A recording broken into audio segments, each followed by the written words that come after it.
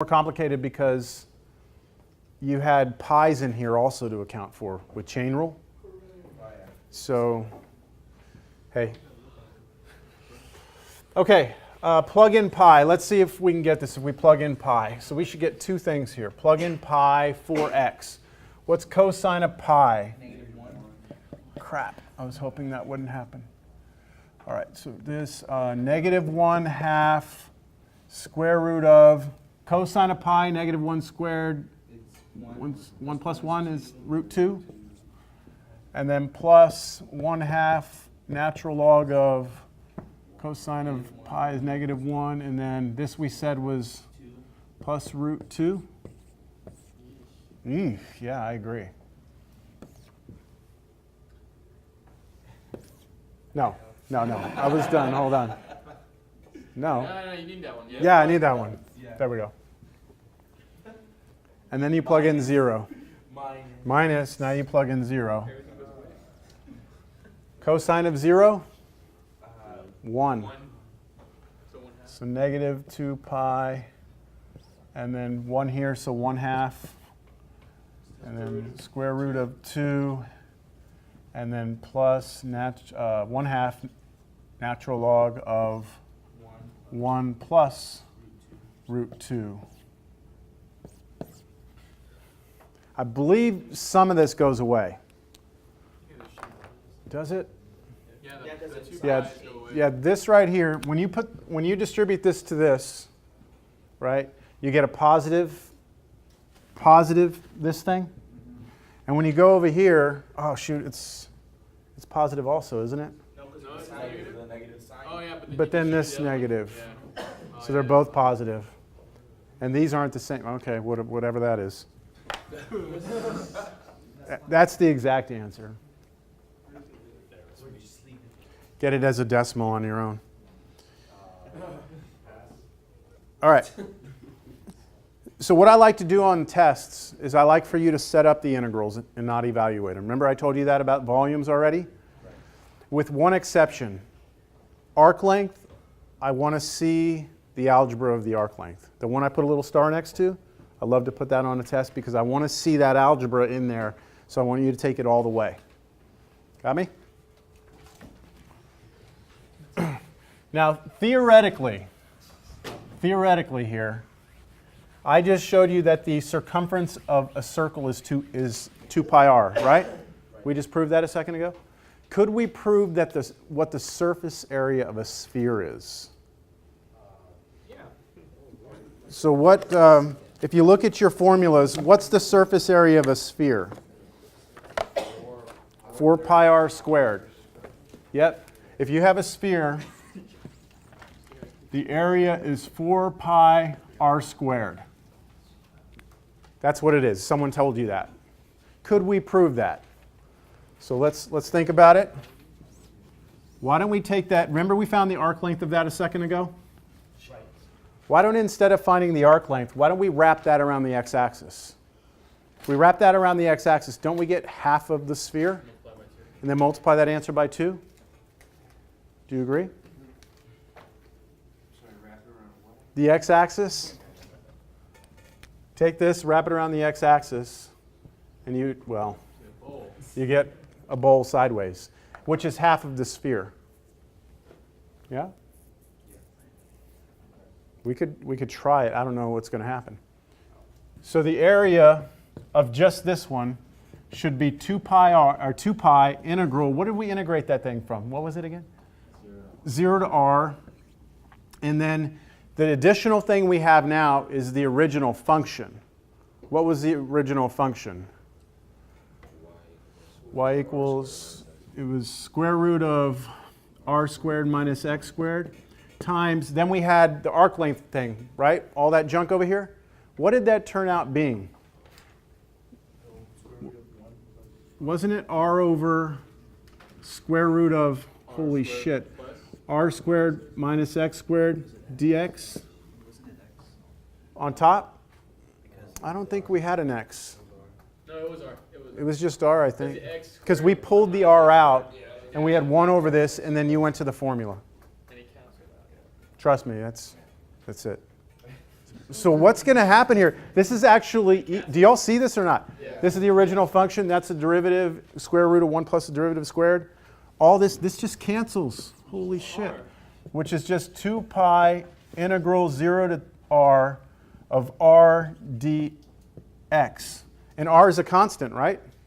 So I could just pull that out and make that a 1.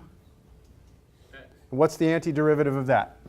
2 pi rx. Evaluated 0 to r. Plug in r, you get 2 pi r squared. Plug in 0. 0. Who cares? This is our answer. Double it. 4 pi r squared. That was easier than finding the circumference, right? It doesn't seem that it would be that way. But finding the area of a sphere was actually easier than finding the circumference of a circle.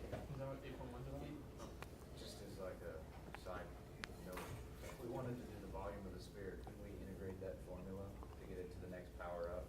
Could you integrate 4 pi r squared to the next radius cubed and then have the volume of the sphere formula?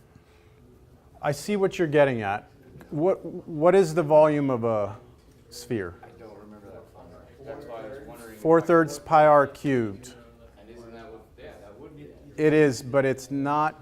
It's only going to work on that shape. It's not going to be. That's not a general. That's not a general thing. So don't, all right. Like if I have some object and I have its area, I can't integrate that up to get its volume. Got it? Yes. Yeah. Only for sphere? It works for spheres. It's kind of nice. That's an easy way to remember the two formulas, actually. Okay. Because if you know the volume formula, if you differentiate it, it's the area formula. Right. Or the other way around. Yep. Okay. That's cool. All right.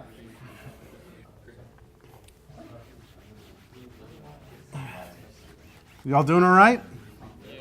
So for homework, you should probably do like 5, 7, and 11.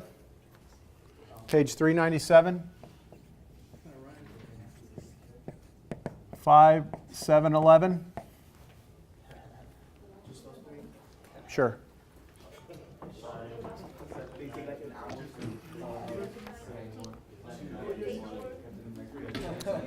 Now, there's one more thing I want to show you before we go into chapter 8. And that's something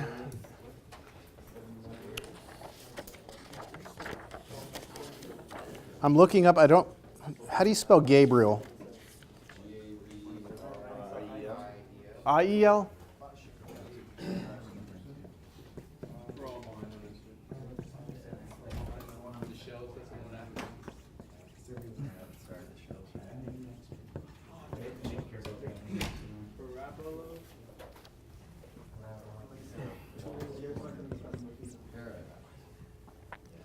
This is known as the paradox of Gabriels Horn. All right? And let me show you what Gabriels Horn is first. If you take the function f of x equals 1 over x, which looks like, oh, and let's only look at this on the interval from 1 to, let's say, infinity. All right? So at 1, we're at 1. At 2, we're a half. At 3, we're a third, 4, and so on and so forth. This looks like this, right? And it goes forever. I would like for us to wrap that around the x-axis. Wrap it around the x-axis. Okay? If we wrap it around the x-axis, we will get something that looks like this.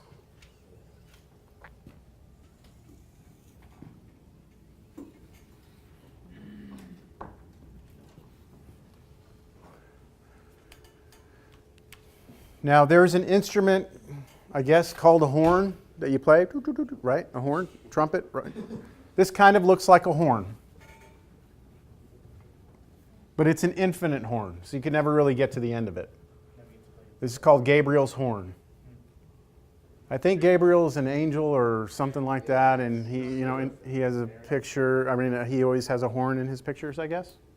Okay, so This is the paradox of Gabriels Horn. Here's the paradox.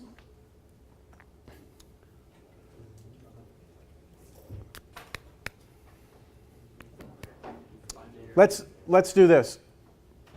Let's try and find the volume real quick. What's the volume of Gabriels Horn? Is it? Let's see. What's the formula for it? Okay, so we're trying to, what method are you going to use here? The first one, washers. Washers, right? So what you're going to do is a vertical slice.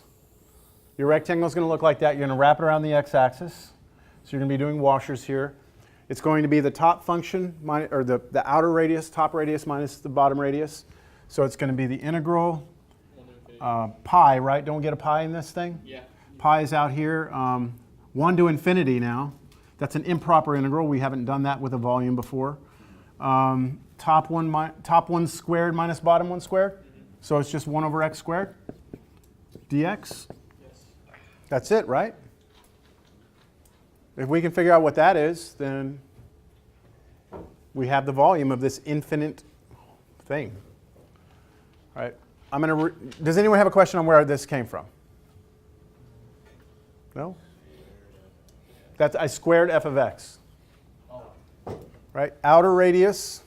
So this is where you would draw that thing over here and say, hey, here's my axis of rotation. The outer one was 1 over x. The inner one was 0. So you do outer squared minus inner squared. There's your outer squared minus 0 squared. So that better now? Okay. Now, but that's really x to the negative 2. What's the antiderivative of that? Negative pi x to the negative 1. Yeah. Evaluated 1 to infinity, like that, which is really negative pi over x evaluated 1 and infinity. The idea here now is that I'm going to let this x go to infinity. What is negative pi over something that gets huge? It's going to go to 0, isn't it? So what I get is, from that, plug in, we can't really plug in infinity, but if we did the limit, this would go to 0, minus, and now we plug in 1. Plug in 1 here, we get negative pi, don't we? So minus negative pi, which is pi. Ooh. It has a finite volume. All right? Now, because of time, and because it's a more complicated thing to compute, if you do the area, okay, the formula would be something like 2 pi integral 1 to infinity, then you'd have f of x, then you'd have square root of 1 plus, what, the derivative of that squared? What is the derivative of this? Negative 1 over x squared.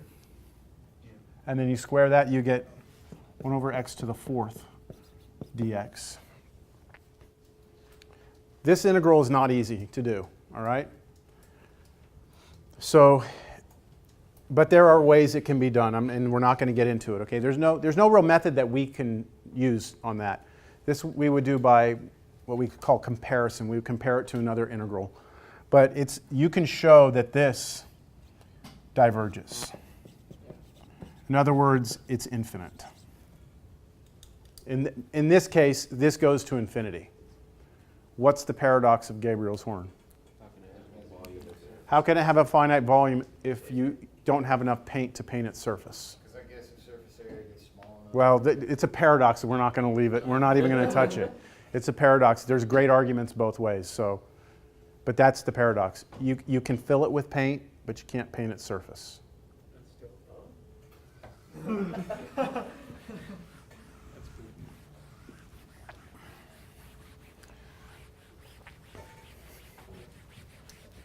So the amount of paint you can fill it with is just pi? Is pi, yeah. So if someone wants to know, like, well, what is pi? Just tell them it's the amount of, it's the volume of Gabriels Horn. And they'll be like, what? Huh? Yeah, that's what I'm thinking. You can't fill it if it leaks out. Again, we're not going to. But you know what? It will never leak out. Why?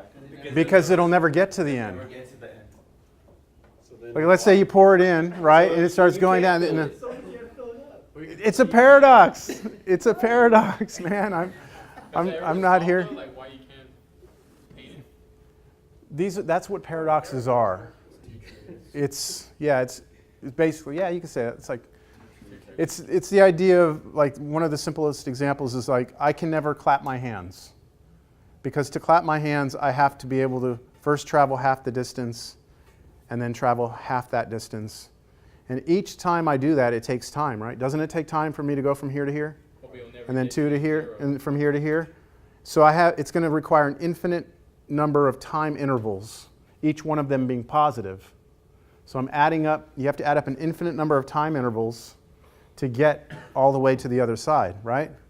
I just clapped. So what happened? I mean, it's a paradox. All right. I only gave you that to stir up the thinking. Never heard of what? No? That's a classic one. There's other versions of it. The classic one is Zeno's paradox, where you have a tortoise and a person, and they're racing. And so, like, the tortoise gets a head start, and then the racer is going to pass the turtle. But you can never pass the turtle because you first have to get halfway there. And then once you get there, the tortoise has moved. So then you have to go and get to where he was. But he's moved now again, and now you have to get to where he was. So you can never pass him, but you obviously can pass him, right? So same thing, different, yes. I think a lot of those paradoxes are just like when you have word problems. It's the whole of them. That's worse than $50. And if you take a step back, you realize people are eating into this like infinite amount of time. Well, you know what? I think there's something even more profound. I mean, I get what you're saying. I don't think anyone's trying to twist your leg, okay? Twist your arm? And leg. Who cares? Both. Okay?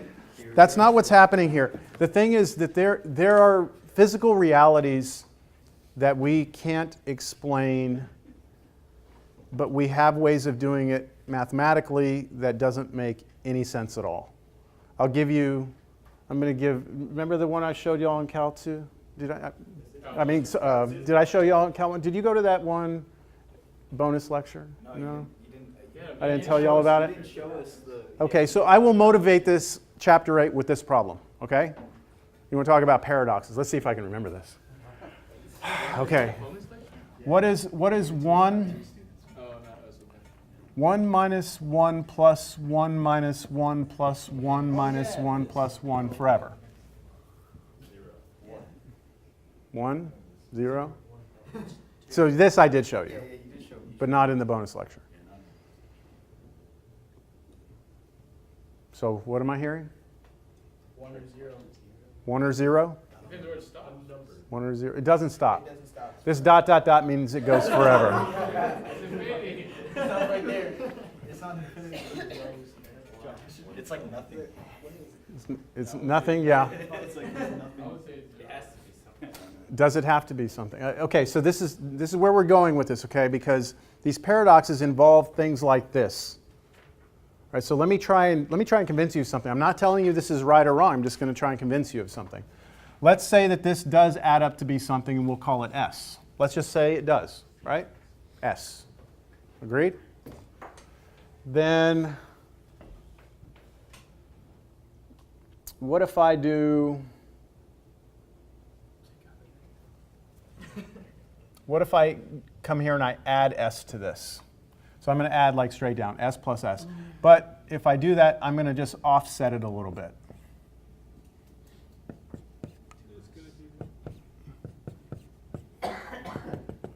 So I'm going to add straight down. So what would S plus S give you? 2 S's? No, you're thinking of something else. But that's Gauss, the sum formula, yeah. So if I shift this over, this is still S, right? If I add down now, what happens? 1 and nothing is 1, and then what do you get here? 0, and then the rest of the way? You get zeros the rest of the way, don't you?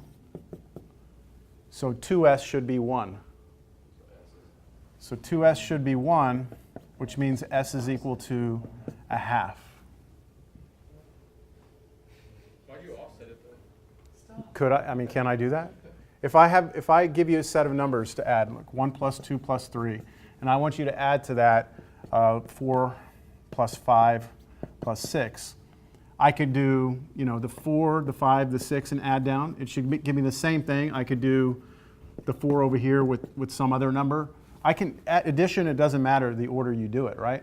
So that's all I'm doing. I'm just offsetting it. Okay. Yeah, but wherever you stop, you have to, the bottom one, you have to extend it one further. But they both go forever.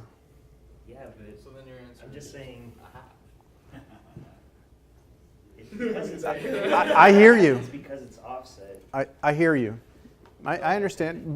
But the thing is, it goes forever, so you can't really, there's not like one extra. Neither one of them has one extra one. They both have an infinite number. However far you decide to go, you always have to go one further. But- to the bottom. But I'm not deciding to stop ever. Right, and that's It's pretty, going on forever. since you're constantly going up and down by 1, your rate of change is always up and down by 1. Split that puppy in half, your delta of it, your rate of change. Yeah, this is an average, Yeah. right? This is an average. It makes perfect sense. This makes sense, right? No, I mean, it makes you look at if I stop. Look, Your rate of look at this. If I stop right here, if I just add up the first one, what's my answer? 1. If I go out 2, what's my answer? 0. If I go out another one, 1. 0, 1, 0, 1, 0. So I'm either at 1 or at 0, right? If you ever stop, your answer is either 1 or 0. So this is actually giving me an average, isn't it? Yeah? Until you see something like this. Yeah, you're gonna mess it up. Yeah, I am going to mess it up big time.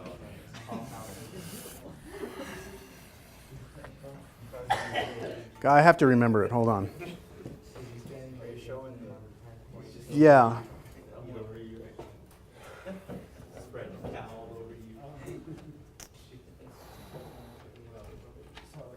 Let me see if I can. I have to remember it.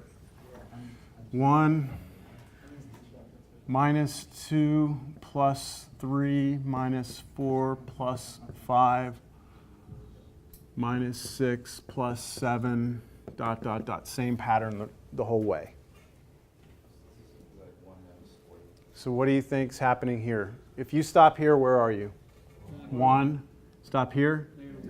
1, negative 1. Stop here. That's 2. Stop here.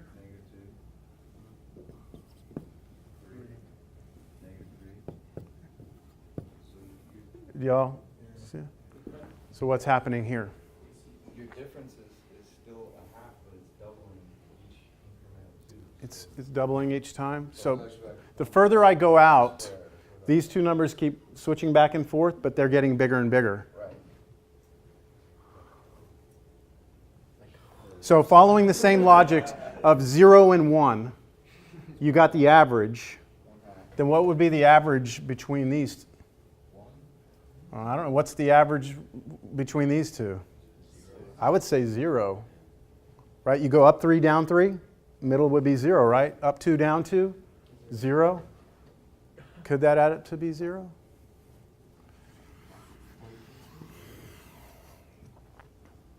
Anyone know what it is? I think I'm gonna have to go back and relook this up. I'll prove it to you. We're too early in the class. Shit. Hold on. This isn't it. Hold on. This isn't it. It's the sum of all. Hold on. What if I change it to this? What if I change it to this? And then it's like a Fibonacci series. What do y'all think that one does? Seems like it would go to infinity? Yes? If it went on forever, right? This actually goes to negative 1/12. What? How can you add and get a negative? Okay, so this is crazy, right? Doesn't this seem crazy? Does that not seem crazy or what? Adding it forever? Forever. Forever. No, you don't like that, do you? You don't like that at all. And quantum physics relies on that. You have to have that for quantum physics to work. My friend was telling me that he was quantum mechanics book? It's like on the first page. Yeah. It has a sum of all. Yeah. It'll say that right there on one of the first pages of a quantum mechanics book. It'll say this. Right there.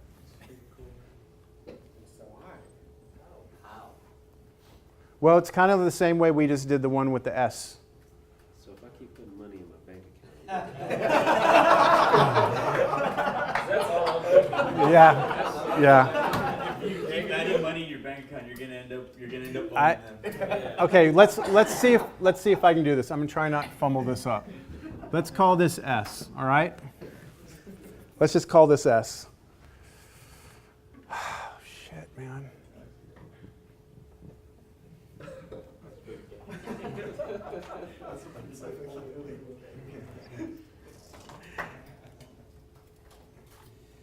God, I can't. Give me just a second so I can look it up, all right? I want to, because I don't know how we led to this.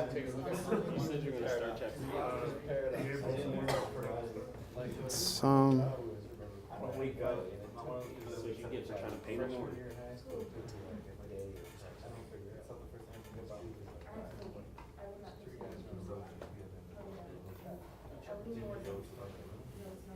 Yes. He has it right here. Is that the one I did? Yeah, the one that you showed me. Oh, awesome. Thank you. I haven't done it, since last semester. All right, I'm going to borrow this. Sure. Okay, here we go. This is my work from last semester. I forget how to do this. Okay, so you ready? Here we go. I'm going to try and prove that this is negative 1/12. Guys, you're one of my biggest skeptics. You're gonna have to pay attention if you want to be able to argue with me. Okay, so we did this already, right? Just a second ago. I'm calling that S sub 1. And I'm hopefully convinced you that that's 1/2. Okay? By offsetting it, adding, and then doing that. So we're all okay with that? Yes? Okay, now I'm going to have a different sum, S sub 2, which is going to be 1 minus 2 plus 3 minus 4 plus 5 minus 6 plus 7 minus ... Okay, which is not what I'm trying to show you, right? Okay, so from here, I'm going to double this, multiply this by 2. 2s2 would be 2 minus 4 plus 6 minus 8 plus 10. Oh, shit, hold on. No.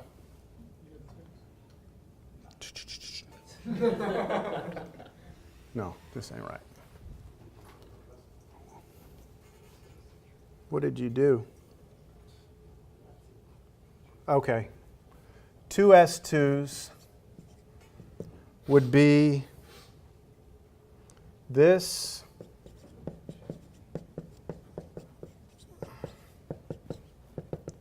plus itself, right?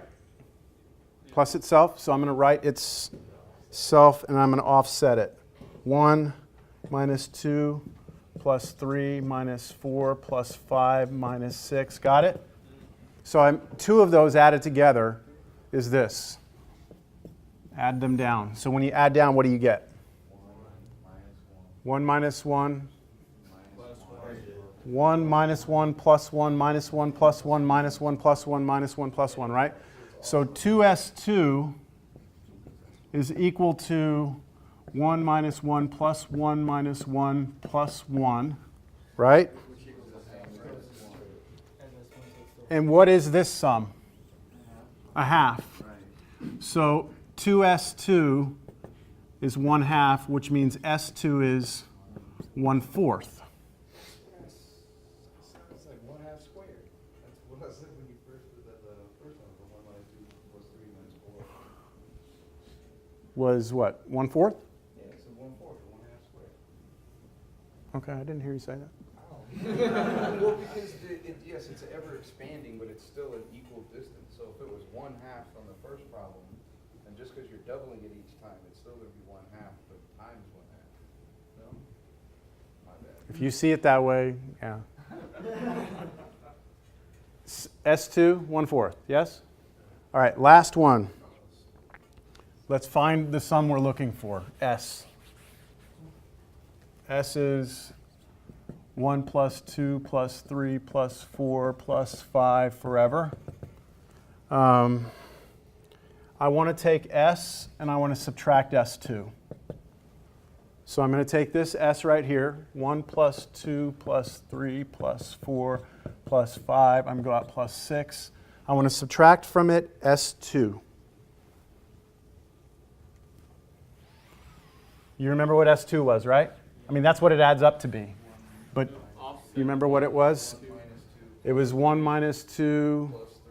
So I'm going to subtract. I'm going to subtract from this, right? Subtract. 1 minus 2 plus 3 minus 4 plus 5 minus 6, dot, dot, dot. Yes? Then when I subtract, what do I get? 1, take away 1 is 0. 2, take away negative 2 is 4. 3, take away 3 is 0. 4, take away negative 4 is 8. 5, take away 5, 0. 6, take away negative 6, 12. And then these keep going up by 4. So, what, 16, 20, dot, dot, dot. That's S minus S2. And hopefully we recognize that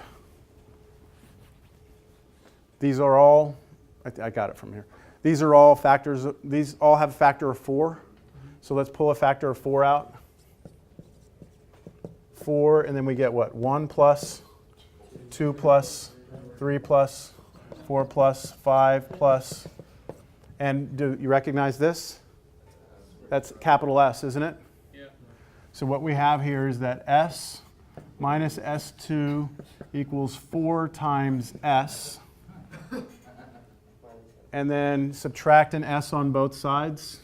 Negative S2 equals 3S, right? And what was S2?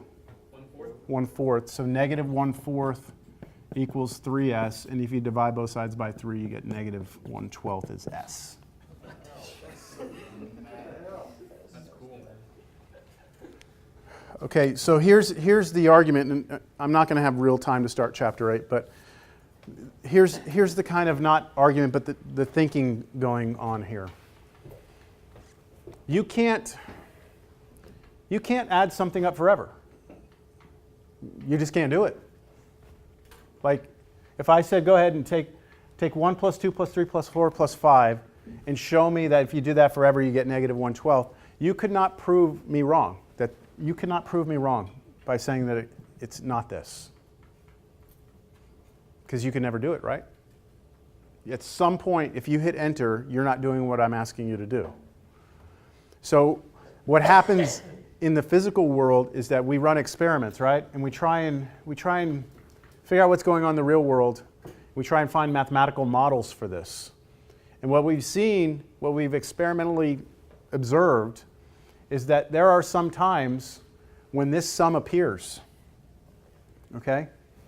And we can show by experiment that if we replace that sum with negative 1/12, everything works. What's happening, what we're seeing, is actually corresponding to the math we're doing as long as we replace the sum with this number. Which makes no sense to us that you could add up an infinite number of positive numbers that keep getting bigger and bigger and it somehow become a negative fraction like this. But it's what we're seeing happening, and here's a kind of a rough proof. But many mathematicians argue about this, like whether or not this is even legit. Because can you actually define an infinite sum to be anything? I mean, I'm calling this S, and then I'm assuming all arithmetic from there works. Like, if this is S, can I double it? Can I subtract from an infinite sum? That's debatable. But what I'm getting at is that this may seem absurd, but it is what's used. Because we don't have anything to go against it. I mean, we're doing an experiment, right? It's like you're looking for correlation, right? Sun, I feel hot. Sun's not there, I don't feel hot. You know, I mean, like, you at one point you realize if the sun's out, I feel it on my skin. Like maybe it's the sun on my skin, like there's a correlation. You know what I'm saying? That's what we do. We've been doing it since the beginning, trying to make connections between what we're seeing, what we're observing, and then we try and model it mathematically. This model works. It's not rational thinking to us, but it works. So Who came up with that? Like, that's really crazy. I don't know who. I mean, it's yeah. This. So look, you have homework from 4 and 5. We will start chapter 8 next. No, it's only Tuesday. We'll start chapter 8 on Thursday. All right. Like we meet more than twice a week. Like it's only Tuesday. Like we have 5 more classes. I know. It seems later in the week to me for some reason. Quantum mechanics. Yeah. Is it gonna, like, how many chapters? The whole book.